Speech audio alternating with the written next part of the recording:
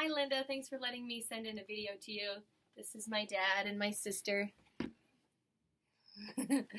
They're both music educators. My sister just graduated from Concordia with her music degree, and my dad has just recently retired, taught 37 years, and is the president of Nebraska Music Educators Association. So I figured I know, are we high-fiving? High five. Oh. We're high-fiving. President high five. There we go. I figured it would be better and more authentic for me to present to someone so that questions that were important that came up or things maybe I overlooked or didn't see, they would be able to speak back at me and that way make it more effective, more genuine. So anyway, thanks again for letting me record, and here we go. Okay, you guys, so what you need to know is that last summer when I took my action research class, I was told I needed to pick something that mattered. Something that in the moment while I'm teaching, I could research or dig up a bunch of data on and then analyze it and then present it in hopes to do something about this unanswered question that's kind of looming in my head. And when I think about teaching middle school, I feel like, you guys know, kids walk into the room and they seem okay, a little awkward, and then the second if you were to say, all right, who would like to sing this passage? Very few of them would volunteer. Most of the time, you get maybe one brave kid, but the rest of the room just kind of clams up.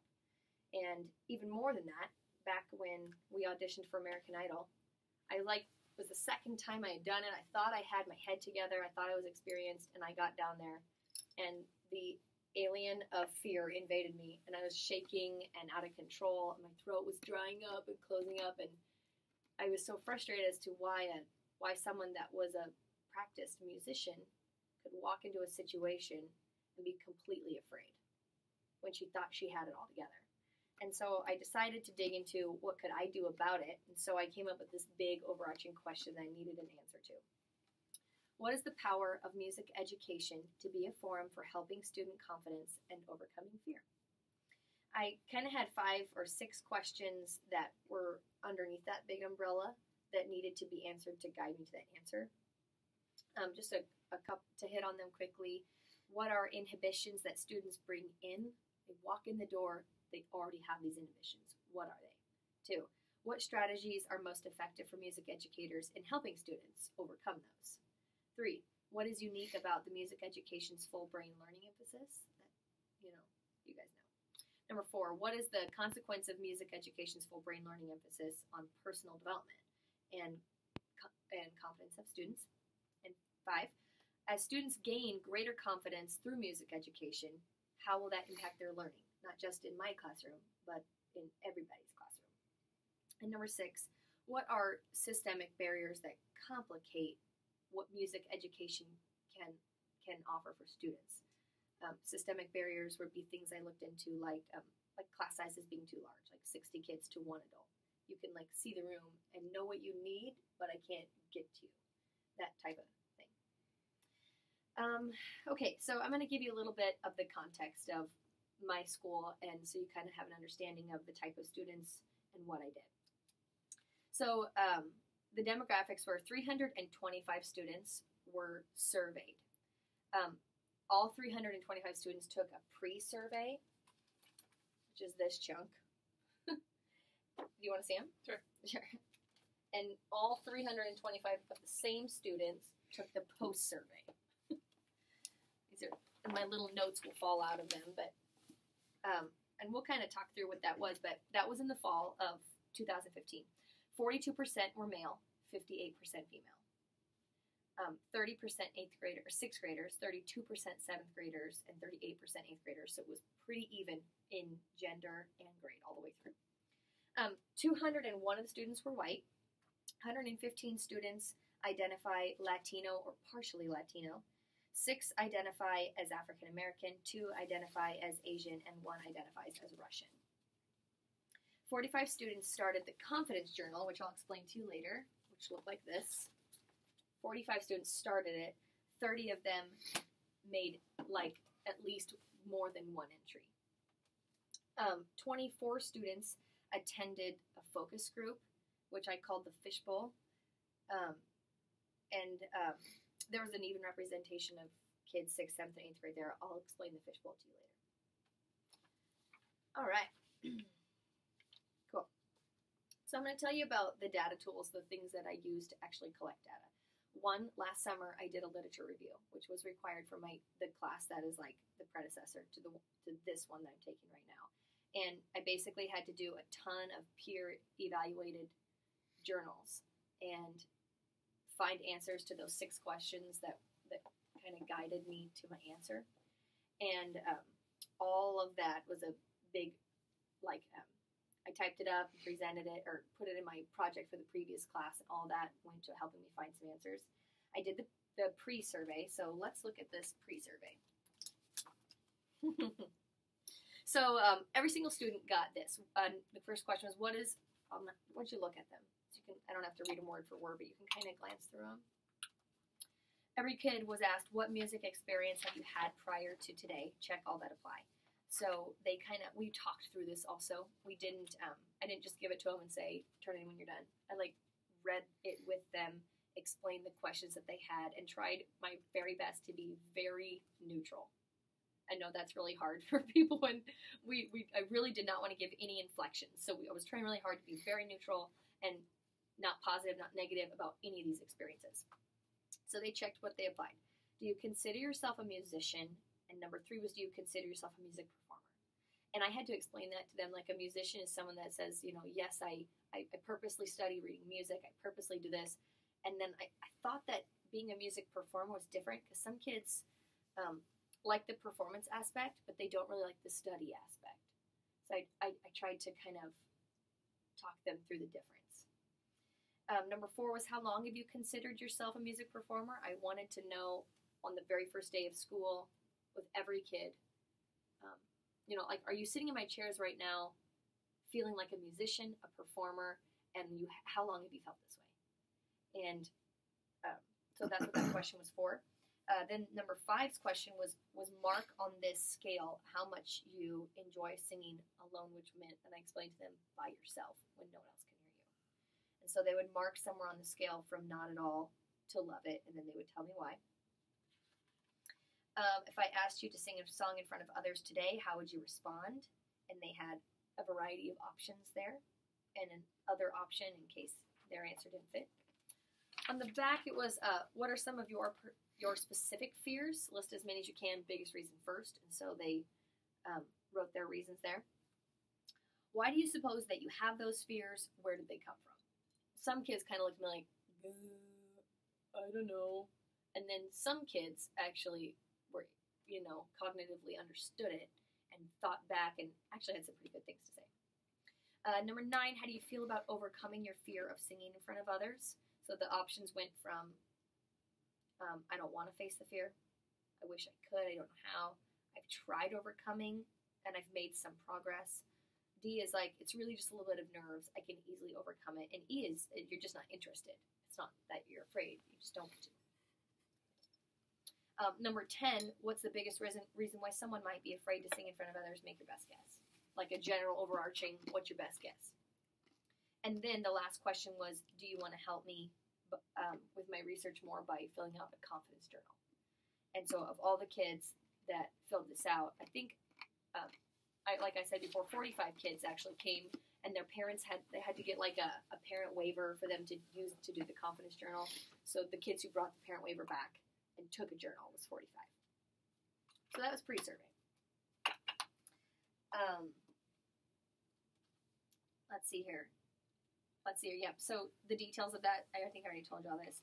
I told the kids, this is what they were prefaced before that. Be honest, even if you think Miss Ditter does not want to hear it. There are no wrong answers. Please do not leave it blank. Stay with me. Do not work ahead. And everybody got it done in like 20 minutes or so. So let's talk about the confidence journals. Take a look at one of these. Can I ask a question? Yeah, anytime. I know that these were your classes, so that weren't necessarily, they were singing classes, not band classes or instrumental classes. Do you have any indication as to whether or not any of these students are also in band in terms of their music? You asked them whether or not they were a musician. I would think a lot of them. The front said, mark your previous music experience. It's not band, though. And they could mark. Oh, other. Yeah, they could do it on Well, other. and what else did it There fit? was a private voice or instrument lessons, or Okay, choir yeah. class, or music class. Okay. Yeah, I mean, most of them But if they're specifically if they're in band, they might answer other, something like that. other. But they would also the question about do you consider yourself a musician? I would think most band kids would mark already that connect with yes. that. Yes, and that would be something I could go back through every single one of these, and you could kind of look through the difference as you know how that triangulated. Yeah. That'd be good. Yeah, you could figure it out. It's on there somewhere. So if you open to the first page of your confidence journal, this explained what the kids were supposed to do with the journal. It says this journal is your creative world to keep track of your confidence, talking confidence in singing, in other areas of school, and confidence in yourself. You have freedom to write in the journal anytime, any place, in any way. My hope is to take this information that you give me in this journal to help students everywhere gain confidence. I especially want to hear from you how the stuff we do in music class makes a difference in your overall confidence. The more you write in this journal, the more we can help others. Writing isn't the only way you can journal. Sometimes drawing, poetry, songwriting say more than words. And then I gave them some examples of things that you could write about. Did you feel nervous or fearful singing in class today? If yes, what specifically caused that feeling? I was really hoping some kid would be like, Miss Ditter, when you said this, it like automatically sparked fear. I was like hoping that some of them more would say stuff about what I did. And I think that as much as I told them to say that stuff, they were more directed to what they were feeling or what their neighbors were doing. And they didn't want to say anything about me. I was really hoping that they would give me more of that. They did. So I feel like that's kind of still floating out there. Did you decide to face that fear or nerves during class? What was the consequence of your choice? How did music, class challenge your courage today? My confidence is struggling today because of this, yada, yada. And then the next paragraph told them what they do to turn in their journals. And told them that, the date that I would need it by, and they could have it back when I was done with my research. And I thanked them. I said you could ask questions. And then off they went. So you can kind of glance through and see what the kids did. The ones you guys are holding are some of the best because you really go through it's just like the mental transformation of what a child is thinking. And I'll kind of talk through the results of all of the confidence journals in a little bit later, but I want you to take a look at these and see. Here's the difference between a 6th grader's confidence journal and an 8th grader's confidence journal. I don't even know what that is. It says, I feel confident because the boy I like likes me back. Actually, and this like is a mountain and it says, I lava you. So this is what they bring into class. I feel confident today because the boy I like likes me back. They're thinking of dancing the mountains. Dancing lava mountains. That's great. So with the students, the next tool that I use to gather data is called the focus group, and I named it the Fishbowl. I stole that name from a professor at Doane who was a literature teacher of mine who had fishbowl activities, and I loved them. So all these kids that did confidence journals were invited to the fishbowl, and 24 of them showed up. 22 actually stayed through the night. I fed them pizza, and students, okay, I'll just read you what I wrote. Student-led, the kids were separated into 2 groups and sat in 2 circles. So one circle was inside of the other. So Dad, look up so I can give this visual. So of the 24 kids that were there, they were split into random 2 circles. Circle 1 was the inside circle. Circle 2 is on the outside. On the inside of the circle, these students were given these very specific guided questions. Where are my questions at? I'll read them to you in a little bit. I think they come in a little bit. And the inner group got to read through the questions and compile their answers to the questions without any adult intervention. So, I just kind of nominated, I said, any students in here would like to just be in charge of making sure that, that things keep running, and a couple kids volunteered. And so they would, read a question, and then the students on the inside circle would use their own experience, life experience, or their confidence journals to try and come up with an answer. And the outside circle had to be silent. And then they were done answering the questions. The outside circle would ask questions. Like every one of them had to ask a question where they felt like the inside circle maybe missed, or challenged an answer that was said that maybe they disagreed with, or something like that. And then I just sat there typing. Dad, will you tickle the computer mouse? It went to sleep. I just want to make sure it's still filming. Maybe click the space bar. Are we going? Still going. Good. Yep, still going. Hey, computer. Anyway, so I just sat there like typing like crazy while they did all this talking, and then I took everything they said and I used it in the data. So then I would have the other tools that I used to gather data would be like talking to the elementary and high school band teacher and music teachers about some of these points. I kind of did my own teacher journal. Some of it was written, some of it was typed, and some of it was just like logged up in here. And then of course I used the post survey, which is really similar. Did I give you the post surveys? Here we go. Post surveys were just a little bit different. So let's take a look at a post survey. Similar question is experience. Have you participated in this semester? So now I wanted to do like, what did you actually do this semester? The basics, or a little bit more, or a ton. And then the same question: do you consider yourself a musician? Do you consider yourself a music performer? To see if in a semester would their answer change. How long have you considered yourself a music performer? So the options were like, I don't, or this semester, or the last year or two, or since I was young. Then same, how much do you enjoy singing alone, which is by yourself, on a scale of not at all to love it, and then explain. Same question number 6, if I asked you to sing a song in front of others, how would you respond? And number 7, specific fears that you still have in singing in front of others. Number 8 was, in choir class this semester, have you seen a change in the fears you have or had about singing in front of others? And the kids did really good on that question. Like this girl, I think my voice has gotten better. Yes, I am not as afraid to sing in front of other people. I do feel like people, but I don't feel like people judge me as much. Little things like that. This one doesn't shake as much. The one she sings. I know. I mean, the kids did a really good job at that. I mean, those little things, they're big deals. Big deals. Not shaking as much when you get nervous is huge. Mm-hmm. Really huge. Number 9 is, how do you feel now about overcoming fear and singing in front of others? With the same options. Number 10 is, what is the biggest reason why someone should face their fear? And then they had an opportunity to just kind of say what they needed to. Then I asked them if they kept a music journal or if they participated in the focus group. And I also told them to tell me if they were at the concert last night. That was my attendance. So there's your post survey. Sweet. So those are all the different tools that I use to find my data. Now I'm going to hit you with what I found. So you collect. So you have a database or something of the data from the first beginning of the year, and then another one here for this. What I started doing was, oh my gosh, I went and I did every single 325 survey. Right. And I made a Google form with the same questions. I just plugged in their answers. It took me hours.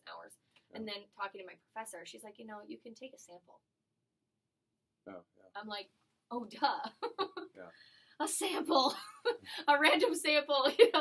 Just take a numbered sample and then document those. But I still read through them all. I still went through and I tallied them all. I just didn't type them all in. So, the kids that didn't feel they were a musician, how they felt at the end of the semester, and to see if that changed. Well, for example, the first time I had that stuff all written out. Second time through, and they're 2 different Excel spreadsheets. Right. So I don't have them side by side. And because they weren't all the same questions. On the pre and the post. Well, they're similar. They're similar. Some of them were the same. Yeah. So if I had them in the same spreadsheet, I could remove that data and find even more. Right. And that was one of the things. And when I documented all my findings and finished my project, I was like, I could have found this. I could have found this. And some of those questions were like that. There's still more to dig. And those are all good examples of what to be. I also, one of the things that I added, I didn't think of before, and I added at the end of my project, was my 7th tool to get data was parent responses. Because I felt like something was missing. And so via email, I sent an email out to parents who have kids, not to all of their parents, but specifically like kids who had just recently finished the musical in March when I was doing my homework. I just shot it out, and I told them about my quick little summary, a reminder of my project, and I said, can you just give me any feedback on this question only?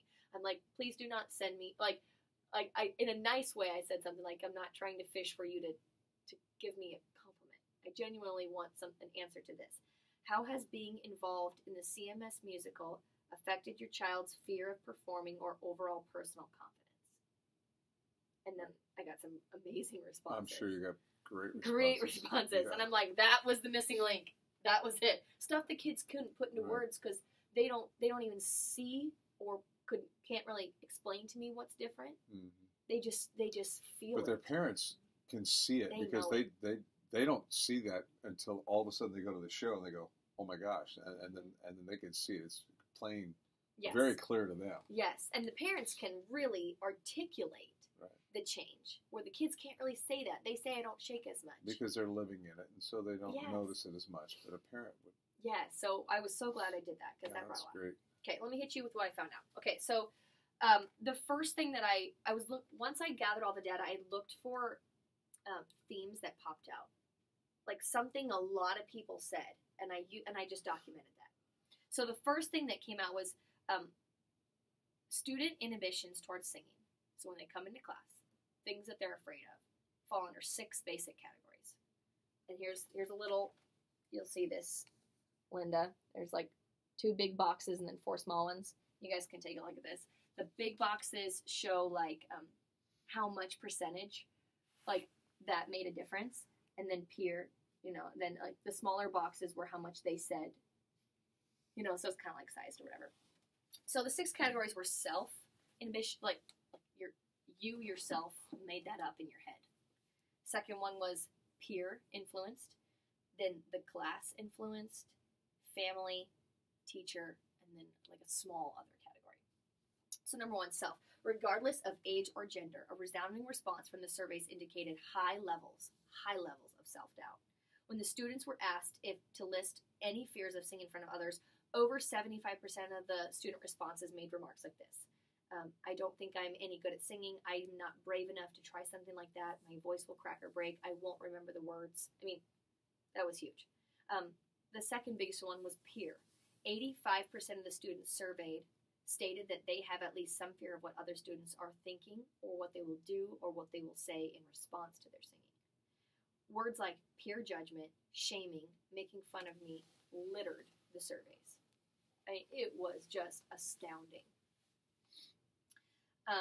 The third influence that was substantially smaller or less mentioned and this is from all of my data, all 6 tools brought together, that the choir class influences and the family influences were evenly brought up. About 30% of the surveys made statements like, when I was young, my music teacher asked me to sing in front of others in class and that made me scared. Or I love choir, but my throat hurts and I don't think I'm a soprano. So like complaining about like the situation she's in the class. It hurts to know that my mom practically says that I suck. I love my mother and I really take into consideration what my mom says. It's easy to ignore what others say, but not your own mother. It's pulled from the journals. My brother and I are trying out for the same solo. I know I'm not going to get it, and he is. They will praise his name on high, and they will look down on me with pity and disappointment. Pulled from the journals. And the parents wouldn't really do that. But that's how they feel.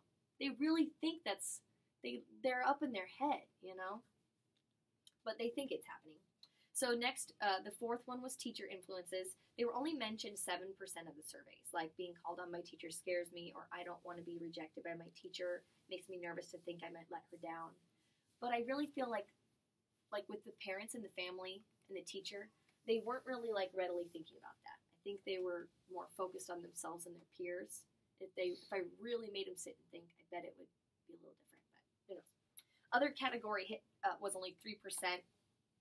Hit other categories said things like, I'm afraid of irrational things like walking into the gym and getting in line at lunch. So, what you bring into the classroom, student admissions. The next theme that I pulled from all the findings was that Students being able to overcome their fear towards singing in front of others fall under the same 6 basic categories. So the inhibition categories are the same 6 categories as how to overcome it, except the size of like what the categories or how they fall are much different. So I'm going to show this to Linda. I'm going to show you guys. The largest one to overcoming was choir class comments. Then self. Substantially large, the class and themselves, being able to overcome any of it. Then smaller, teacher, peer, other. And family was really small, but I feel like they just weren't thinking about that because they were sitting in my choir classroom when they wrote it. But anyway, I didn't want to, but I was trying not to be biased and say, and think about your family. I didn't want to prod something that didn't need to be there. So number one way that these students mentioned helped them overcome was their choir class. For example, number of student response of students that responded from the 325, 271 of them, which is 83%, said that being in choir class raised their personal confidence. 22 of the 325 said it lowered their confidence. And 32 of the 325 said there was no change. They said things like this. Of the raised confidence, the 83%, they said things like, people need to face their fears so they can start another chapter in their life and not be nervous anymore. Learn that in choir. You should face your fear because in the end you'll feel great about yourself. Being brave is difficult, but it's not impossible. These like comments of things they learned. Choir changes who I am. Because of choir, I want people to see me as I am now. Like things like that. If they lowered their confidence, they said things like, I couldn't perform at the concert. So that made them really sad. Or like, I was sad because I was sick. I was scared that I would be late for my solo. I don't like who I sit by, couldn't control my nerves. I made mistakes. That was the comment of the 7% who lowered their confidence. And the 10% who had no change said, I came in brave and I'm walking out brave. And things like, I still feel afraid to sing alone in front of others. So there was no change there. So the ones, the self, it's getting long. Oh, we had 27 minutes. 27 minutes. Woo! Okay, guys, we're getting super, I'm going to speed her up. So, so people said that self, like themselves, was also a way that they overcame their fears. They said things like, since I have faced my fear of singing in front of others, I feel so accomplished and proud of myself. Even if I mess up a little, I can say that I've done it.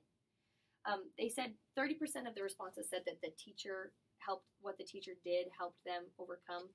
Like, my teacher encourages me to take risks, which helps me be very confident. 15% of the surveys said that peer influence helped them overcome.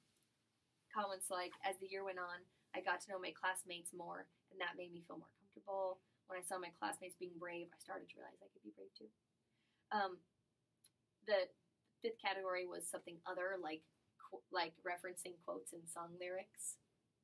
It seems like a little bit silly to me, but they were like really moved by other people's quotes on courage. And then family was 3% of the responses. Another thing that came out of all the findings, big overall finding, was that parents agree that being involved in music activities benefits their child. Of the responses that I got back, 95% of the parents saw positive growth in their child's confidence. 5% said that their child already had outstanding confidence before the involvement in the production. Which was one mom. She's like, sorry, Celeste, I can't help you. Sydney was confident before and she's confident now. It's like, that's probably true. So I'm not going to read these to you guys because there's a lot of them here, but I want you guys to take a look. These are 2 columns, like page 1 and page 2, of what the parents said, highlights from the parent responses. So this column on the left is remarks they made about their students' confidence growth. And the right were comments that parents made, specifically targeting 21st century skills and building character, which is all about the full brain learner and all about what they want our kids to graduate with. And these parents, without knowing it, are just hitting the ball right out of the park with their responses. Just totally amazing responses that they said. One of the very last, yes, eat a Cheeto. It's getting long. The computer's falling asleep again. It's been another 15 minutes. Cheeto's so long. You almost made it. There's the Cheeto. Hello. Hang in there, guys. Okay, the last theme I pulled out of all of the things was that was to tell you about some strategies for music teachers to do to help their students. The number one thing I think that I found from this is that you need to address the two largest student inhibitions right away, which was their self-influence and their peer-influenced. Just tackle it from the very first day. Address those things. They're elephants in the room to all of them. I found immediate positive responses in rehearsal when I would address it head on. In addition, I would remind them of the truths in every rehearsal until they could never, ever forget it. I would say things like, you will make a mistake and that is okay. Make them loud, learn from them. You're less likely to make them again. Making a mistake isn't bad, all those things. Your voice isn't broken, it's changing. That break in your voice is purely developmental, things like that. Just constantly feeding them with this stuff. I also love this one. How would you feel if I told you that 85% of this room right now thinks that you will make fun of them, shame them, and ridicule them after they sing alone in class? And they're like, what, me? Yes, 85% of the room thinks you will do that after they sing. And then I ask them, is that true? And they all look around like, no. Like, so then I ask them, so what are you actually thinking? And I'll pull a kid up. What if I asked Max right now to sing a solo, and then he did it? What would you think? And I would think he was brave. Good. What else? I would hope he was doing good. What if he made a mistake? I would say, thank God it wasn't me. You know, like the things that they're really thinking. And then you just clear that out right away. Because that's like a huge thing, is that they really think their peers are shaming them. And that's because there have been a few that have probably done that. But it's not the vast majority. And as they grow, people change. So anyway, hit it right away. Second is you need to constantly, what, are you looking? I thought you were making a funny face at Linda. Looking at the time again. Oh, looking at the time. Also, I learned that you have to constantly build up and encourage. Students crave positive attention from adults. I learned that get the kids performing as much and as often as you can. Provide plenty of opportunities for large ensemble, small ensemble, and solo singing in the classroom and out of the classroom, so they have a chance to face the fears instead of just, constantly being afraid without having to face it.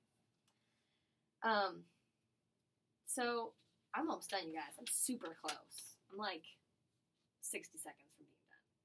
Great. So I'm going to tell you 3 ways that I take what I learned and I'm going to apply it. I'm going to implement the strategies that I mentioned at the end for music educators. I'm going to implement them all the time. Good. You implement them too. Yeah, I will. And I'm going to, I don't know, I didn't put this and throw this out there. I feel like since I'm saying it on video, it has to happen. But I feel like this would be something that people could benefit from at a session. Maybe a small one. Maybe like a first-year teacher session at NMEA or something like that with Shaq. Definitely. Something like that where if it's going to help anybody, I mean, it helped me, but I feel like, so that's one of my applications. I feel like I need to implement myself and share it. I also want to share this data with students. I think students need to know what came out of it. So I'm going to spend a little bit of time in class, probably in May when the concert's over. I'm going to tell them what I learned. I'm going to give them all a little piece of paper that's a tiny little bullet points of what I found so that they can take it with them. And number 3, I need to stay connected to the needs of the students. I think sometimes with so many students and your job just gets a little monotonous. But with these journals, I realized that some of them, they need you to respond so bad. So bad. Like there was one of the journals, her journal was super positive for 3 weeks, and it just took a dramatic dive and started talking about her dad and how bad he was. And she wouldn't even call him dad. She would call him the one I don't name. She would quote it, the one I don't name. Just a bad dive. A really dark dive. And then one day her journal came in, and it was just self-shaming. I'm like, oh my gosh, I gotta respond. So I got a little piece of paper out and I just started writing her a note, just full of truths, encouraging her and addressing what she's saying and just positive encouragement. Couple ended up being 3 pages. Folded up, put in there. I put it inside her conference journal. And 2 days later, she came back just like this. Her next journal entry was dramatically different. It just pulled her out, immediately. And I did not want to sit down for an hour and write her a letter. I didn't intend. I thought it was going to be 15 minutes, but it was just full of self-shaming. And if you just do something to address when kids cry out, it just brings them right back. And that happened a lot of little moments, but that was the biggest moment. And so that was my third application. That was really important. You just gotta care, even when you're exhausted. Care just one more time. Care one more time. I learned that. My 3 ongoing questions. There's probably more when I'm done with this, as I think about it more. But I feel like after this is all said and done, I still want to know, what is the factor that family and parents play on the child's ability to develop self-confidence? Because it's huge. It's huge. But the kids didn't bring it up because I didn't nudge it, and they were sitting in a classroom thinking class-like. You don't talk about your parent or family encouragement or drama when it's not really, they don't think it's appropriate. But I feel like that's a piece we left out. Also, I want to know how this long-term, multiple years of student involvement in music education compared to a student who only takes sporadically. The difference of watch and grow would take a long time to track that data, but I'm curious. And I also want to know the role that music education plays in helping students from minorities. I mean, I have some, we were 38, 40% Hispanic in my classes, but there's just not a lot. There's just some things I can't discover right there in my classroom, and some that I can. I would have to redirect the whole project to be focused on minority, which I didn't really have time to do in this. So with that, you guys have sat awesome for 37 minutes. I'm not going to say awesome. You were a little squirrely in the middle. You started eating Cheetos again. I had one Cheeto. One Cheeto. Insane. If your brain isn't fried, do you have any questions? Well, I think the idea of putting it into a session that you could present to other music educators would be great. It would also, to be able to use it for advocacy outside of the music profession, to show how music participation benefits students, to administrators, to parents, to school boards, to other teachers. If you could come up with a slide presentation or something that could be shown to other faculty members, to the counselors and the administrators, demonstrating the importance of music. And in this day and age, we're finding more and more that we need to advocate for our profession, because we know how important it is. I mean, there's nothing that you said that surprised me at all. So we know that, and other music educators know this. Although I liked a lot of the things that you said that we're reminded that we need to do, like what you said about, just reminding yourself, I need to one more positive response, just one more nice thing to say to these people, because to pull them out of their, when they're having issues. There are a lot of things that you said which are great reminders for us, and that we shouldn't take lightly as music educators, because it's very, very important to the growth of students. But it's a very good report, and I think it definitely should be developed into a session that you can present, either for NCDA in the summer convention, or for NMEA, or articles in periodicals. I know. Journals.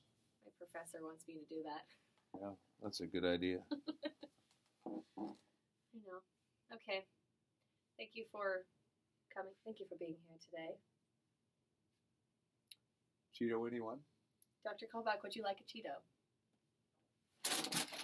They're puffs. We have lots of them. It's late. Little punchy. Thank you.